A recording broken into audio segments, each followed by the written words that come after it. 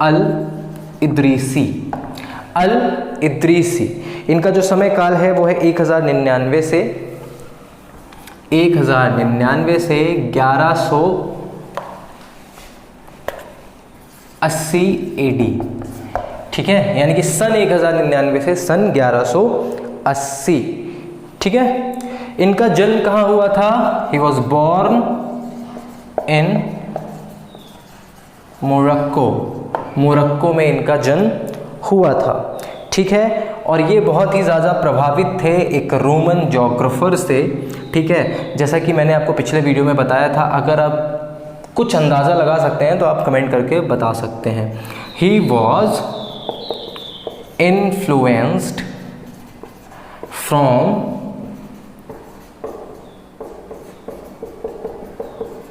Ptolemy, ये Ptolemy से बहुत ज़्यादा इन्फ्लुएंस थे, ठीक है। उसके अलावा इन्होंने वेरियस प्लेसेस के रीजनल डिस्क्रिप्शन दिए हैं। रीजनल डिस्क्रिप्शन, इन्होंने जिस किसी भी जगह का रीजनल डिस्क्रिप्शन दिया है वो किस पर था? Regional description on the basis of climatic condition, climatic condition, ठीक है, यानी कि वहाँ की जलवायु किस तरह की है, ठीक है, आर्द्र है, शुष्क है, अति शुष्क है, बहुत ज़्यादा शीत है, गर्म है, अलग अलग जगह की क्लाइमेटिक कंडीशंस अलग अलग होती हैं। तो क्लाइमेटिक कंडीशन को आधार बना के इन्होंने रीजनल डिस्क्रिप्शन जगहों का, कई सारी प्लेसेस का दिया है, ठीक है। उसके अलावा इन्होंने वर्ड को डिवाइड किया है, ठीक है। He divided world into 10 parts, 10 parts या 10 क्लाइमेटिक जोन कह सकते हैं। जैसे लोगों ने 7 और 5 में देखा होगा आपने, जब ग्रीक और रोमन पढ़ रहे थे, किसी ने 5 में, किसी ने 7 में, इन्होंने 10 डिवीज़न कर दिए हैं, ठीक है। और इन्होंने एक वर्ड मैप भी बनाया था। He also made a word map. अब अगर आप देखेंगे तो रोमन के बाद जितने भी ज्योग्राफर आए हैं ना, उन्होंने, जैसे कि अगर आप अंधकार युग में भी देखेंगे तो उन्होंने भी विश्व का मानचित्र बनाया। वो बात अलग है कि उस मानचित्र में आपको ज्योग्राफिकल फैक्ट देखने के लिए एक्यूरेट नहीं मिलते हैं, क्योंकि वो जो मैप थे वो धर्म से प्रभावित थे, तो उसमें मेन फोकस यरूशलेम या यरूशलेम पर रहता था। लेकिन लगभग हर ज्योग्राफर ने, हर दूसरे ज्योग्राफर ने एक वर्ल्ड का मैप बनाया है। वैसे ही अल इद्रीसी ने भी एक विश्व का मानचित्र बनाया, ठीक है। अच्छा, इस मानचित्र को बनाने के बाद इसको पढ़ा कैसे जाए, इन्होंने एक रेफरेंस बुक भी लिखी है। और इस रेफरेंस बुक में क्या लिखा है? टेक्निक्स बताई गई हैं, दिशा निर्देश दिए गए हैं कि ये जो मैप अल इद्रीसी ने बनाया है उसको पढ़ना कैसे होता है ना, कीज दी होती हैं मैप में, वैसे ही इन्होंने एक रेफरेंस बुक ही बना दी पूरी कि मैंने जो मैप बनाया है ये क्या बोलते हैं, बिजनेस आइडिया है, बिजनेस टेक्निक है कि मैंने एक मैप बनाया है, तुम उसको पढ़ नहीं पाओगे, पढ़ना है तो ये बुक खरीदो, ठीक है। तो इन्होंने एक वर्ड मैप बनाया और उसको पढ़ने के लिए एक रेफरेंस बुक भी लॉन्च कर दी, ठीक है ना। उसके अलावा अब आगे देखें तो इनकी एक और किताब का नाम आता है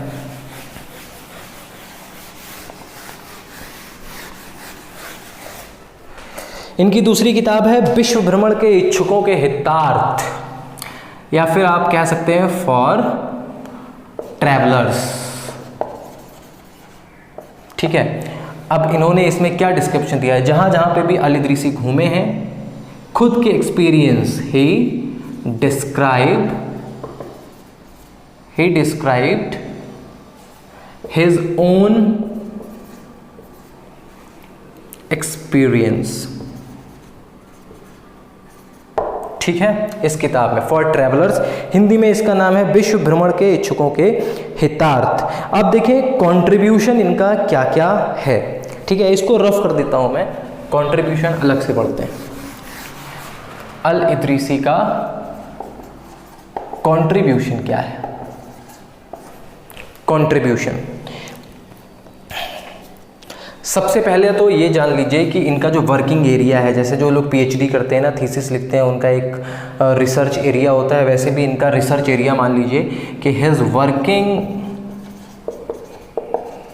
एरिया वाज यूरोप। इन्होंने अपने जितने भी ऑब्जर्वेशन या जितनी भी शोध किए हैं वो सारे के सारे यूरोप के कार्यक्षेत्र के ऊपर किए हैं, ठीक है।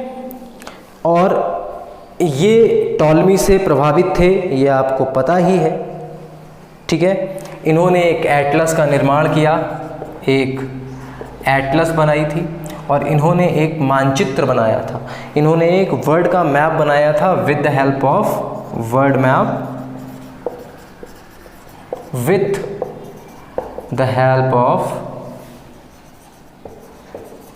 Silver.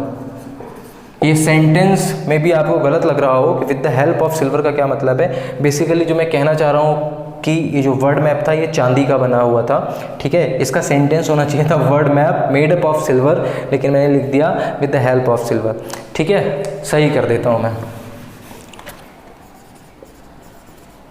Made up of silver, ठीक है। तो इन्होंने एक चांदी का विश्व का मानचित्र बनाया, और उसके बाद इन्होंने कई छोटी छोटी जगहों के मानचित्र भी बनाए हैं।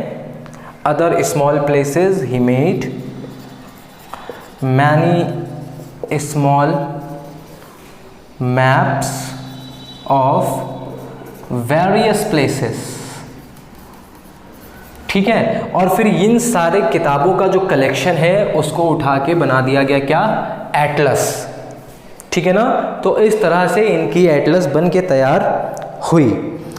अगला पॉइंट देखें तो इन्होंने क्या किया है, ही बिलीव इन स्फेरिकल अर्थ, ये भी अर्थ गोल है उसमें बिलीव करते थे, ठीक है। ही बिलीव इन स्फेरिकल अर्थ, ठीक है। और इसके अलावा इन्होंने स्टडी किया था, स्टडीड क्रिश्चियन लिटरेचर। देखिए जाहिर सी बात है कि अंधकार युग के बाद इनका काम शुरू हुआ था, तो जो अंधकार युग में बहुत सारा क्रिश्चियन लिटरेचर तैयार ही किया गया था। भूगोल का लिटरेचर भी देखेंगे तो उस पर क्रिश्चियनिटी की छाप है, तो इन्होंने क्रिश्चियनिटी या क्रिश्चियन लिटरेचर को भी पढ़ा, ठीक है। नेक्स्ट पॉइंट देखें तो इनका मानना था कि जो ब्रह्मांड है, पहले ये रफ कर देता हूं मैं,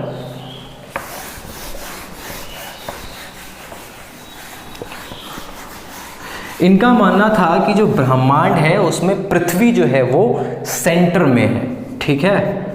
अर्थ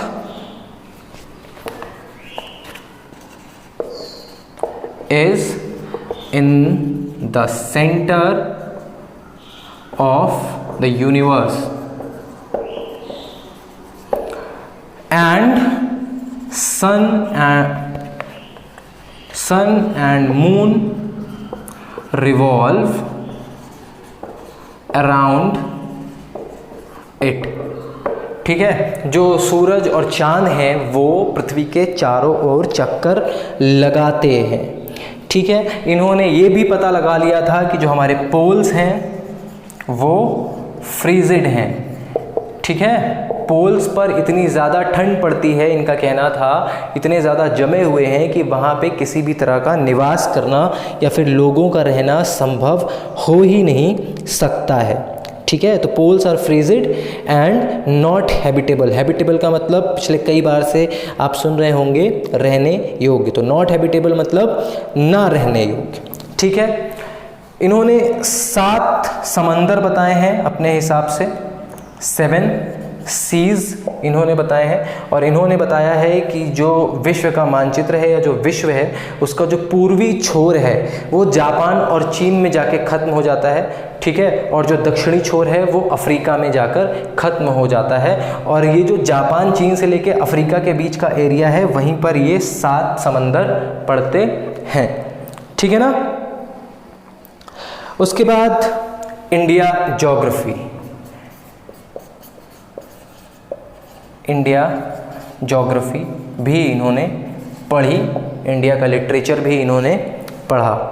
ठीक है, उसके बाद जब क्योंकि ये इंडिया पढ़ रहे थे तो इंडिया ज्योग्राफी पढ़ने के बाद जब इनको लगा कि अब इंडिया के बारे में पढ़ लिया है तो आसपास के कंट्रीज़ के बारे में भी पढ़ना चाहिए, तो फिर इन्होंने जो भारत के पड़ोसी देश हैं उनके बारे में भी पढ़ना स्टार्ट किया और कई सारे देशों के बारे में पढ़ लिया। ठीक है, और इंडिया के बारे में पढ़ने के बाद इन्होंने बताया कि इंडिया में 3 डेजर्ट हैं, 3 डेजर्ट यानी कि 3 रेगिस्तान है। अब 3 रेगिस्तान के नाम आप देखेंगे तो एक मुल्तान का रेगिस्तान यानी कि डेजर्ट ऑफ मुल्तान, ठीक है। दूसरा था आपका कच्छ का रेगिस्तान यानी कि डेजर्ट ऑफ कच्छ, ठीक है। और तीसरे रेगिस्तान का नाम था आपका तूरान एंड साजिस्तान का डेजर्ट ऑफ तूरान एंड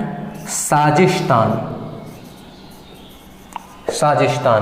तो ये 3 डेजर्ट इन्होंने बताए थे, डेजर्ट ऑफ मुल्तान यानी कि मुल्तान का रेगिस्तान, कच्छ का रेगिस्तान, तूरान एंड साजिस्तान का रेगिस्तान, भारत के बारे में इन्होंने बताया था। ठीक है, और इनकी स्टडी और आगे बढ़ती है तो इन्होंने बताया कि भारत में मसालों का उत्पादन प्रमुखता से होता है, spices, India produce spices, India मसालों का उत्पादन करता है। और आपको पता ही है कि भारत का मसालों में, विश्व में मसालों को फैलाने में भारत का कितना बड़ा योगदान रहा है। वो अलग बात है कि भारत ने खुद मसालों को विश्व में नहीं फैलाया है, भारत उसका उत्पादन करता था और उत्पादन करने के बाद जितने भी यहाँ पर आतंक बोल रहा हूँ, जितने भी यहाँ पर आक्रमण हुए हैं या अंग्रेज़ों को ही आप ले लीजिए, उन्होंने फिर ले जाकर, क्योंकि जितने भी लोग आए, अंग्रेज़ आए या मुगल आए या कोई भी डायनेस्टी आई, वो व्यापार करते थे।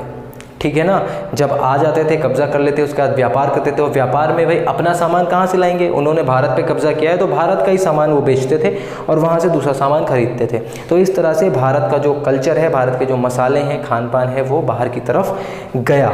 ठीक है, और आप देखेंगे जो आप मुगलई खाना देखते हैं वो आपका ज़्यादातर अरेबियन कंट्री से आया है, जैसे शीरमाल हो गया, बिरयानी हो गया, या फिर जो भी आप मुर्ग मुसल्लम वगैरह या मटन की जो भी आप डिशेस खाते हैं, वो ज़्यादातर का जो ओरिजिन है वो आपका, जब आप इतिहास पढ़ेंगे, ठीक है ना, जब आप कुजीन की हिस्ट्री पढ़ेंगे तो आप देखेंगे कि ज़्यादातर अरेबियन कंट्रीज से आया है। ठीक है, तो इंडिया की ज्योग्राफी के बारे में इन्होंने इतना बता दिया। तो this is all about all Idrisi.